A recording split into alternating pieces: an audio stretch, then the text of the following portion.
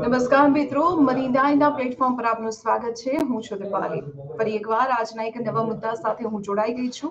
રોજ અમે એક એવા મુદ્દા પર ચર્ચા કરીએ છીએ કે જે આપના ખિસ્સા પર સીધી અસર કરતા હોય છે। અત્યારે મોટાભાગના લોકો એવા હોય છે કે જેમને પોતાના ઘડપણમાં તેમના ફાઇનાન્શિયલ સપોર્ટને લઈને તેમની ચિંતા રહેતી હોય છે।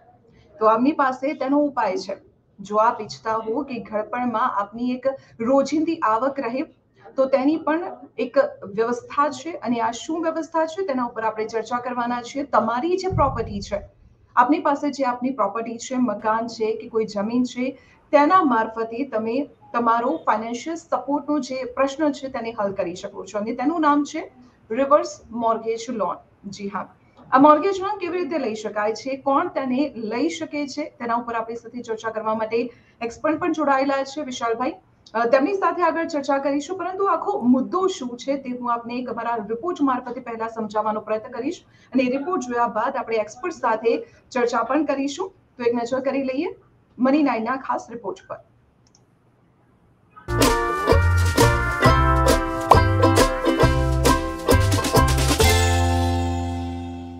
अरे क्या बात है रोहित, बहुत टेंशन में नजर आ रहे हो यार। हाँ यार, क्या बताऊँ, मेरी सारी जो पैसे हैं वो बच्चों की स्कूल फीस और मेरी घर की ईएमआई देने में चले जाते हैं। सेविंग कुछ खास हो नहीं पा रही है। हाँ, टेंशन तो मुझे फ्यूचर की है, फ्यूचर में क्या होगा। सही बात है यार, आज की महंगाई में सेविंग करना तो बहुत मुश्किल है। लेकिन ज़्यादा टेंशन मत ले, ये जो घर खरीदा है तूने, यही आगे चल के तेरा सहारा बन जाएगा। क्या बात कर रहे हो, मतलब है रिवर्स मॉर्गेज लोन स्कीम से। चल एक वीडियो दिखाता हूँ।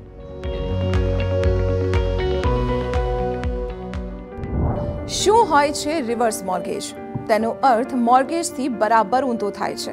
જ્યારે તમે લોન લો છો તો જે વસ્તુ કે સંપત્તિને તમે સિક્યુરિટી તરીકે મૂકો છો તે કહેવાય છે મોર્ગેજ। તમે તેના હપ્તા ચૂકવો છો અને મોર્ગેજ કરાયેલી વસ્તુ છેલ્લે તમારી થઈ જાય છે। પરંતુ રિવર્સ મોર્ગેજમાં તેનાથી બરાબર ઊંધું થાય છે। તમે તમારી સંપત્તિના માલિકી હકને બેંક અથવા તો ફાઇનાન્શિયલ ઇન્સ્ટિટ્યુશન પાસે ગીરો મૂકો છો અને તેના બદલામાં તે તમને પૈસા આપે છે। રિવર્સ મોર્ગેજની ચોક્કસ રકમ લોન લેનારને એક સાથે મળે છે અથવા તો તેને દર મહિને હપ્તા રૂપે મળી શકે છે। પ્રોપર્ટીને રિવર્સ મોર્ગેજ સ્કીમ અંતર્ગત આપ્યા બાદ જ્યાં સુધી પ્રોપર્ટીનો માલિક જીવે છે ત્યાં સુધી પોતાના ઘરમાં રહે છે અને બેંક ત્યાં સુધી તેને પેમેન્ટ કરે છે। આ પૈસા વૃદ્ધો માટે રેગ્યુલર ઇન્કમનો સ્ત્રોત છે। સાથે જ આ રકમ ટેક્સ ફ્રી પણ હોય છે।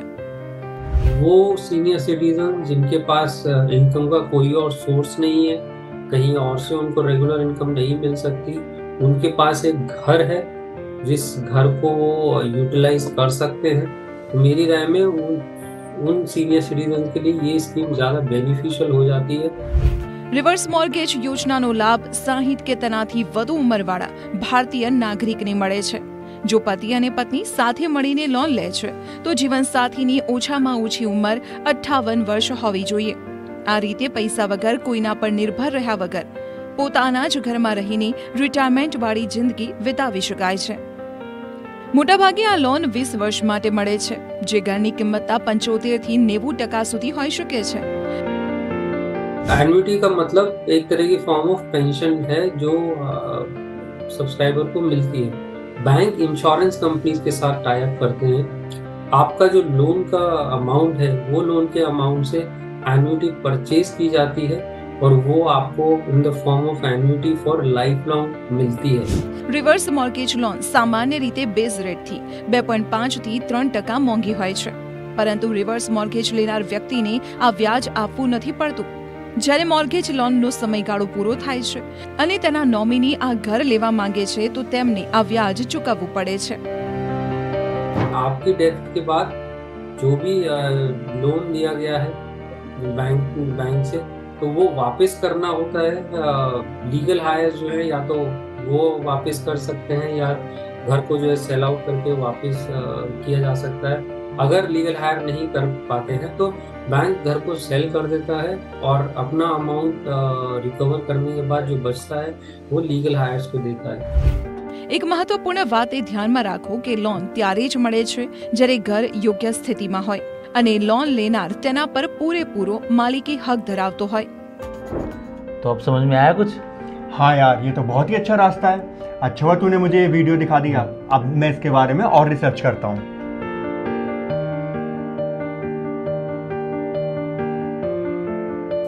આવા જ ઇન્ટરેસ્ટિંગ વિડીયો જોવા માટે આપ મની9 ગુજરાતીની YouTube ચેનલને સબસ્ક્રાઇબ કરી શકો છો.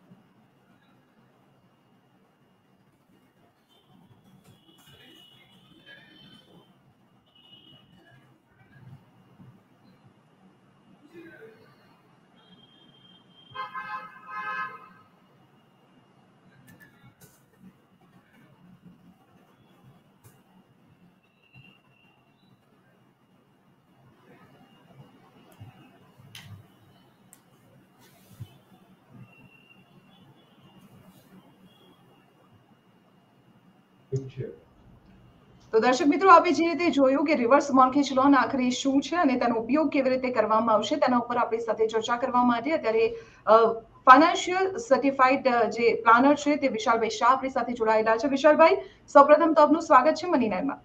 ધન્યવાદ. વિશાલભાઈ, TV9 મની9ના જે દર્શકો છે તેમને સૌથી પહેલા તો આપ સરળ ભાષામાં રિવર્સ મોર્ગેજ લોન છે તે સમજાવો. રિવર્સ મોર્ગેજ લોન શું છે એ સમજીએ એ પહેલા કયા ઓબ્જેક્ટિવ માટે વાપરવા યોગ્ય છે એ આપણે સમજીએ. ઇન્ડિયામાં 95% લોકો જોડે રિટાયરમેન્ટ પ્લાનિંગ નથી, અને જે 5% લોકો જોડે રિટાયરમેન્ટ પ્લાનિંગ છે એ ગવર્મેન્ટ એમ્પ્લોય છે. એમને ખબર છે કે મને છેલ્લી સદીના 50% પેન્શન મળવાનું છે. તો આ 95% લોકો છે જેને પોતે પોતાનું રિટાયરમેન્ટ પ્લાનિંગ કરવાનું છે, એના માટેની આ એક પ્રોડક્ટ કહી શકાય કે જ્યારે તમે રિટાયરમેન્ટ પ્લાનિંગ કર્યું નથી તો તમારે આ પ્રોડક્ટ લેવી પડશે.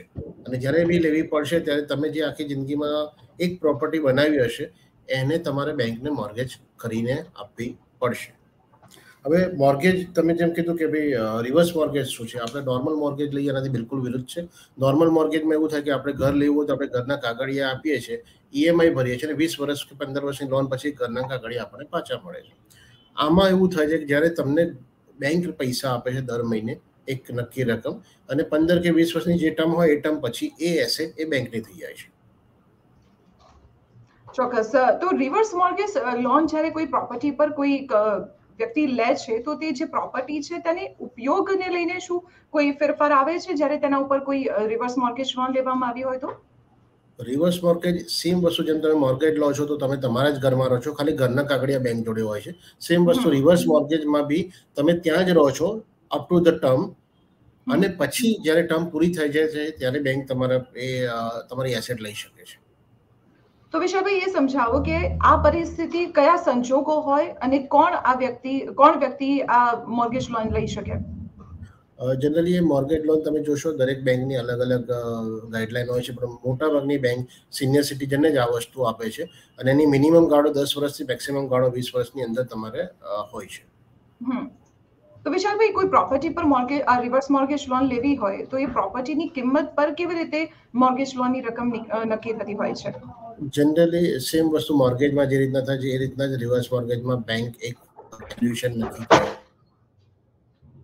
તમને લોન તરીકે આપે છે, અને એ બી મંથલી મોડમાં આપે છે કે જેથી કરીને તમે તમારા રૂટીન ખર્ચા એમાંથી નીકાળી શકો.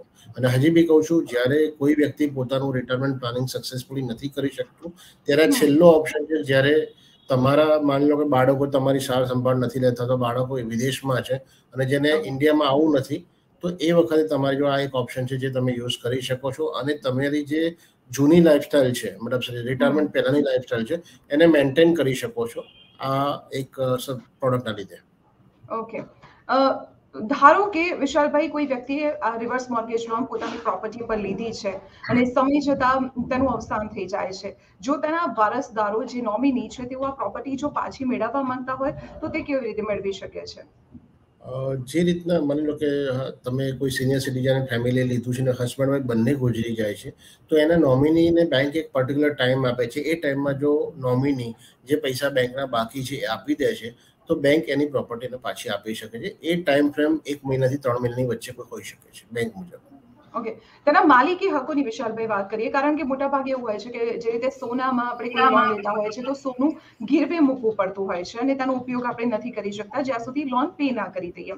તો શું જ્યારે કોઈ પ્રોપર્ટી છે, મકાન છે કે જમીન છે, તેના ઉપર જ્યારે રિવર્સ મોર્ગેજ લોન લીધી હોય તો તેના કેટલા હકો બેંક પાસે રહે છે અને કેટલા હકો ઓનર પાસે રહે છે? જેમ આપણે મોર્ગેજ લોનમાં આપણે લોન લઈએ છીએ ઘર ઉપર, તો એ ઘરના હક એકચ્યુઅલી આપણી જોડે છે ક્યારે કે જ્યારે આપણે રેગ્યુલર પૈસા ભરીએ છીએ અને પૂરી ટર્મ સુધી ભરતા રહીશું. સેમ વસ્તુ રિવર્સ મોર્ગેજમાં બી તમારા હક છે જ, તમારી જોડે ઓપ્શન છે ફ્યુચરમાં તમે પોતે જે પૈસા લીધા છે બેંક જોડે એ પૈસા ચૂકવી દો અને એ પૈસાથી એ પ્રોપર્ટી તમે તમારી પાછી લઈ શકો છો. તો એમાં એ રિવર્સ મોર્ગેજ લોન જ્યારે કન્ટિન્યુ છે તે સમયગાળા દરમિયાન પ્રોપર્ટીમાં કોઈ ફેરબદલ કરવો હોય, તેમાં કોઈ સુધારો કરવો હોય મેન્ટેનન્સ ને લઈને, તો શું એ કરી શકાય? ઇન બિટવીન જ્યારે બી તમે આ મોર્ગેજ રિવર્સ મોર્ગેજ લોન લઈ રહ્યા છો તો તમે પ્રોપર્ટીને વેચી નથી શકતા, કારણ કે બેંક એને પોતે પ્રોપર્ટી મોર્ગેજ કરી હોય છે. સુધારો વધારો કરવો હોય જે બહુ જ જરૂરી હોય, કારણ કે માની લો કે કોઈ આફતના કારણે તૂટી ગયું અથવા તો કંઈ બીજું થયું હોય તો બી તમારે બેંકને ઇન્ફોર્મ કરવું પડે ને બેંકના કન્ફર્મેશન પછી તમે એમાં કરી શકો છો, જે બી કોઈ એડવાઇસ મુજબની વસ્તુ વર્કઆઉટ કરવી હોય તો. ઓકે, તો વિશાલભાઈ હવે એ સમજાવો કે જ્યારે આપણા મકાન ઉપર આપણે જાણે કે રિવર્સ મોર્ગેજ લોન લીધી છે તો કોઈ ચોક્કસ સમયગાળો હોય છે, કારણ કે તેમાં તો મંથલી હપ્તા પ્રમાણે જે ઇન્કમ બેંક તરફથી જે તે વ્યક્તિને મળતી હોય છે, તો એ લોન ચાલતી હોય ત્યાં સુધી કે પછી લોન જે સમયગાળો છે હપ્તાનો તે પૂરો થઈ જાય ત્યારબાદ પણ જે ઓનર છે તે મકાનમાં રહી શકે, તેવી કોઈ સમય મર્યાદા છે કે તે લાઈફ ટાઈમ રહી શકે? બે એક વસ્તુ છે આમાં, એક ઇમ્પોર્ટન્ટ વાત છે, જેમ કે દીપાલીબેન તમે છો અત્યારે, તમારી એજ મુજબ તમારો એક્સપેન્સ એક્સ હોય તો રિટાયરમેન્ટ ટાઈમે એ કદાચ 3x 4x જેટલો બી એક્સપેન્સ વધી શકે છે, રાઈટ?